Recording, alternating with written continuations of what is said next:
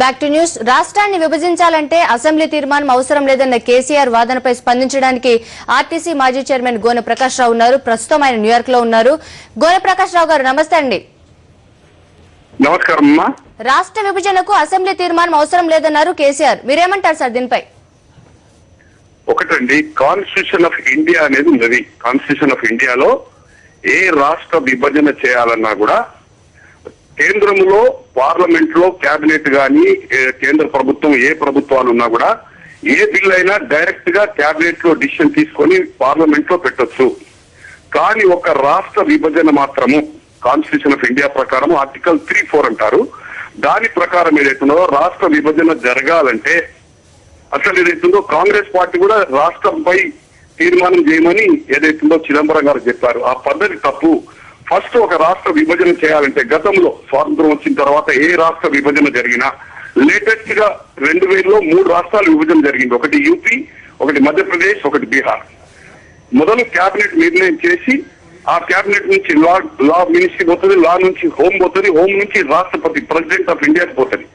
విభజన గురించి president of India ఏ రాష్ట్రం అయితే విభజన కావాలనుకుంటాడో దాన్ని ఏదైతే రాష్ట్రపతి నుంచి ఆ రాష్ట్రానికి పంపుతాడు. ఏమని, మీరు ఒక 60 రోజుల 90 రోజుల లోపల అభిప్రాయం మాత్రమే, తీర్మానం కాదు, ఓటింగ్ ఉండదు, ఓన్లీ అభిప్రాయం, ఒపీనియన్ అంటారు దాన్ని. దాన్ని మీరు ఏదైతున్నారో ఎస్ ఆర్ నో మీరు పంపండి అంటారు. అసెంబ్లీ నడుస్తుంటేనో పర్లేదు, లేకపోతే స్పెషల్ గా దీనికోసమైనా ఒక రోజు అసెంబ్లీ కాల్ చేయాలా ఏ రాష్ట్ర విభజన అయితే జరుగుతుందో. ఆ అసెంబ్లీలో అభిప్రాయం చెప్పిన తర్వాత సపోజ్ 5 ముక్కలు ఉంటారు అనుకోండి, 3 ముక్కలు అనుకుంటారు. కానీ ఈ అభిప్రాయానికి కేంద్రంలో విలువ లేదు, అభిప్రాయం మాత్రం కంపల్సరీ. ఈ అభిప్రాయం మళ్ళీ ఎస్ఆర్ నో కావాలన్నారు అంటారు అనుకోండి, అక్కడ నో కూడా అనొచ్చు, మళ్ళీ క్యాబినెట్ డిసిషన్ బ్యాక్ కూడా తీసుకోవచ్చు.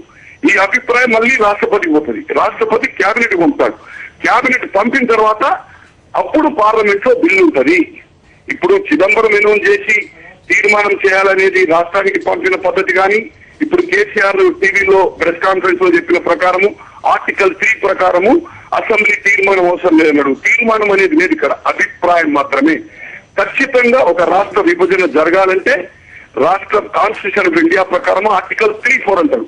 ఖచ్చితంగా ఈ ప్రాసెస్ క్యాబినెట్, లా, హోమ్, రాష్ట్రపతి నుంచి కన్సర్న్ స్టేట్ కి రావాలి. ఆ స్టేట్ లో అభిప్రాయం ఎస్ అనొచ్చు, నో అనొచ్చు, దానికి సంబంధం లేదు. ఏదన్నా కూడా ఏదైతుందో కేంద్రం బిల్లు పెట్టొచ్చు. ఇది అయిన తర్వాతనే రాష్ట్రపతికి పోయి బిల్లు పెట్టడం జరుగుతుంది. ఆయన చెప్పే ఆర్గ్యుమెంట్ కూడా కేసీఆర్ తప్పు. అలాగే కేంద్రం కూడా ఏదైతుందో ఈ రాష్ట్రం మీద నెట్టేసి తెలంగాణ భాషలో చెప్తారమ్మా, చాట్లో తౌడు పోసి కుక్కలను ఎగబెట్టినట్టుగా ఈ రాష్ట్రము అనిశ్చితకు కారకుడు ఏదైతుందో కాంగ్రెస్ పార్టీ కూడా ఒక కాంగ్రెస్ కార్యకర్తగా ఉంది. నాకు సిగ్గుచేటు అనిపిస్తున్నది. ఇది గతంలో రాష్ట్రాల విభజన ఎలా జరిగిందనేది చూడకుండా రాష్ట్రం మీద నెట్టేసిండ్రు. 1, ఈ రోజు జయపాల్ రెడ్డి గారు కేంద్రంలో మంత్రి, తర్వాత CWC member, Keshava Rao CWC member. వాళ్ళు అమిత ఉత్సాహంతో ఏదైతుందో జయపాల్ రెడ్డి గారు ఏం చెప్పారంటే, నేను 8 సంవత్సరాల నుంచి సోనియా గాంధీని ఎడ్యుకేట్ చేస్తున్నాను. కేశవరావు ఏమన్నాడు, జార్ఖండ్ కు పోయినప్పుడు కూడా నేను తెలంగాణ గురించి చెప్పిన. ఈ రోజు ఒక కాంగ్రెస్ వర్కింగ్ కమిటీ, ఈ రోజు ఇది భారతదేశంలో 8-9 రాష్ట్రాల్లో చిన్న రాష్ట్రాలు చిచ్చు స్టార్ట్ అయింది. ఆలోచించకుండా, అందరినీ సంప్రదించకుండా, నేను ఒక తెలంగాణ వాదిని, నేను సమైక్యవాదిని కాదు. కానీ ఏదైతుందో ఈ రోజు ఆ నిర్ణయంతో ఈ ఒక్క రాష్ట్రమే కాదు, దేశం అంతా ఏదైతుందో ఒక అల్లకొల్లలో పెట్టింది. ఇప్పటికైనా ఏదైతుందో కాంగ్రెస్ పార్టీ 1-2 సార్లు ఆలోచించి ఏకాభిప్రాయమా, కన్సల్టెన్స్ ధర్నా ఏదైతుందో తెలంగాణ ప్రక్రియ ఏదైతుందో కేంద్రం నుంచి స్టార్ట్ కావాలి, కానీ రాష్ట్రం మీద నెట్టివేయడం ఇది చాలా తప్పు. కావాలంటే మీరు విజ్ఞులు ఉన్నారు, మీ టీవీలో పిలవండి. చాలా మంది కాన్స్టిట్యూషన్ ఆఫ్ ఇండియా తెలిసిన వాళ్ళు, ముఖ్యంగా ఏదైతుందో కృష్ణారావు గారు ఏదైతుందో మీ టీవీలో చర్చ కూడా వస్తారు. వారు క్రానికల్ చీఫ్. మీరు కావాలంటే నేను కూడా ఏదైతున్నా అన్ని ఛానల్స్ ఇది వరకు చెప్పాను, ఇచ్చాను. గతంలో కూడా ఇచ్చిన డైరెక్ట్ పార్లమెంట్ లో బిల్లు పెట్టొచ్చు అంటే పెట్టడానికి వీలు లేదు అని. కానీ ఇది ఏదైతుందో పద్ధతిగా లేదు. ఈ రోజు కేసీఆర్ ఏదైతుందో దొంగ దీక్షలు అంటున్నాడు. ఏ మీడియా కానీ ఏ నాయకుడు కానీ చెప్పలేదు. నేను అనుకోకుండా 6వ తారీఖు వచ్చాను. అతను దీక్ష ఏదైతుందో సైరన్ ఎక్కించిందంటేనే దీక్ష అనేది ఉండదు. కొన్ని లక్షల మంది స్వాతంత్రం రాకముందు, వచ్చిన తర్వాత లక్షలాది మంది ఏదైతుందో దీక్ష చేశారు. సైరన్ ఎక్కేయడమే కాదు, 3వ రోజు నుంచి టీపీఎన్ అంటారు, ప్రోటీన్, న్యూట్రన్ ప్రోటీన్స్ ఏదైతుందో రోజు 10,000 రూపాయల వాల్యూ గల ఇచ్చిండు. అట్లా 100 రోజులు ఉండొచ్చమ్మా. అన్నము రొట్టె బదులు ఏదైతుందో ప్రోటీన్స్ ఉంటాయి, దాంట్లో అన్ని ఎవ్రీథింగ్ ప్రోటీన్స్ ఉంటాయి. ఇది కూడా ఏ మీడియా కానీ ఏ నాయకుడు కానీ బయట పెట్టలే. ఖచ్చితంగా తెలంగాణ రాష్ట్రం జరగవలసిందే, ఇది నానబెడుతున్నారు. కానీ రైతులకు ఈ బెదిరింపులకు ఇది ఏదైతుందో దీన్ని చేయడము పద్ధతి కాదు. గతంలో రైతులు 69 నుంచి 71 2.5 సంవత్సరాల ఉద్యమం. ఇందిరాగాంధీ గారు ప్రధానిగా ఉండి K C Pant, Ram Niwas Mirdha home ministers state and deputy రాత్రి వచ్చి జైలు నుంచి చర్చలు జరిపారు. ఆ రోజు కర్ఫ్యూ, వారం రోజులు కర్ఫ్యూ ఉండే, మన కరెంటు కూడా లేకుండే. ఇవన్నీ జరిగినాయి. అట్లే రెండో ఉద్యమం 242 ఎమ్మెల్యేలు ఉన్న పివి నరసింహారావు గారు 72 మార్చి గెలిచిన తర్వాత 73లో ఇట్లే ఆంధ్ర ఉద్యమం వస్తే మురికి దాని మీద రాష్ట్రపతి పరిపాలన పెట్టారు. దాని తర్వాత 6 పాయింట్ ఫార్ములా అయింది.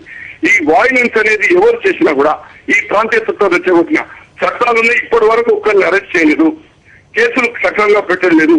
ఈ రాష్ట్రాన్ని ఏదైతుందో రావణకాస్తం చేసి ఇచ్చిపెట్టింది. దీనికి కాంగ్రెస్ ఖచ్చితంగా మూల్యం చెల్లించవలసి ఉంటుంది. అలాగే ఈ రోజు ఏదైతుందో సలహాలు ఇచ్చిన కేశవరావు గారి, జయపాల్ రెడ్డి గారని ఈ సమస్యను ఎలా పరిష్కరించాలా, ఈ రాష్ట్రంలో శాంతి ఎలా జరగాల, తెలంగాణకి ఎలా న్యాయం జరగాలని చెప్పాలా సలహాలు ఇచ్చింది. ఇప్పుడు కూర్చున్నారు టీవీలకు. చిదంబరం అనౌన్స్ చేయగానే టీవీలోకి వచ్చి చెప్పారు. మేము చెప్పినామంటే మేము చెప్పినాం. ఇద్దరు ముఖ్యమంత్రుల క్యాండిడేట్లు.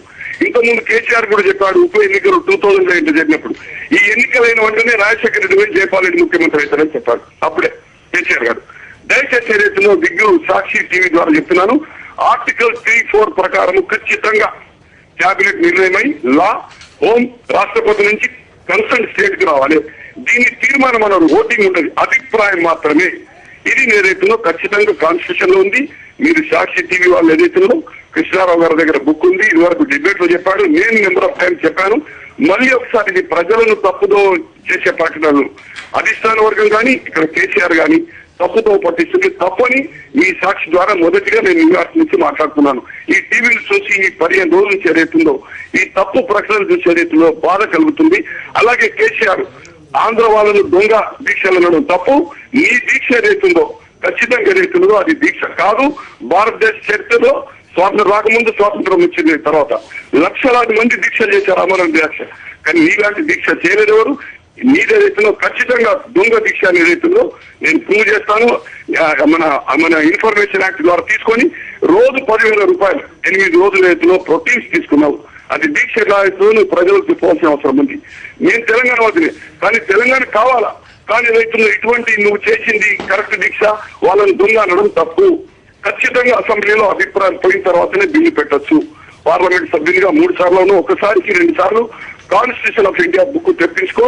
ఆ 3 రాష్ట్రాలు ఎలా అయినాయి, అంతకుముందు ఆంధ్రప్రదేశ్ ఎలా అయ్యాలి, మద్రాసు నుంచి ఆంధ్ర ఎలా అయ్యేది ఒకసారి చూడాలని మీ సాక్షి ద్వారా మొదటిగా నేను కోరుతా ఉన్నానమ్మా. Thank you very much sir. Hello, thank you sir.